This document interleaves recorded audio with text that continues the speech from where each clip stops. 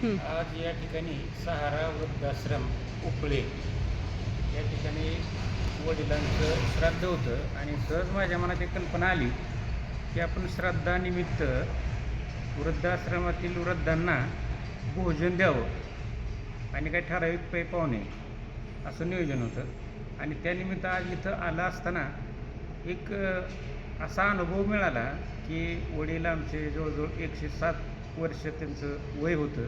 107व्या वर्षी ते वारले आणि इथं आल्यानंतर जे काही भोजन वगैरे दिलं की वृद्धांच्या चेहऱ्यावरचं समाधान ही अशी पोचपावती वाटली की प्रत्येक वडिलांना तिथून त्यांनी हे बघितलं आणि त्यांना मनाला त्यांचं समाधान वाटलं की हे चांगलं काम झालं आणि असं समाधान एखादा मोठा कार्यक्रम केला तर तिथं मिळालं नसतं.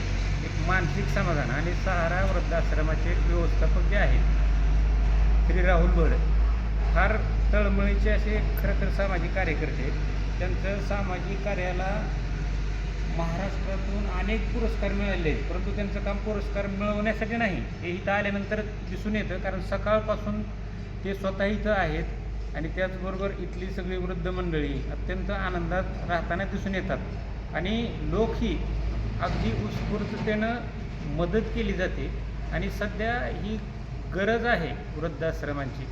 कारण ही पूर्वीची एकत्र कुटुंब पद्धती होती ती आता मोडकळीस आलेली आहे आणि इथून पुढं वृद्धाश्रमांची संख्या वाढत जाईल आणि जे वृद्धाश्रम ज्यांनी काढलेलं आहे राहुल गड साहेब, तर त्यांना कोणतंही सरकारचं अनुदान नसताना दिवस रात्र ते फिरून सगळीकडून ते वृद्धांसाठी मदत गोळा करतात आणि लोकही त्यांच्या कामाकडे बघून त्यांना मदत करतात आणि मलाही फार आत्मिक समाधान वाटलं की आपण योग्य ठिकाणी आणि योग्य ते काम झालं.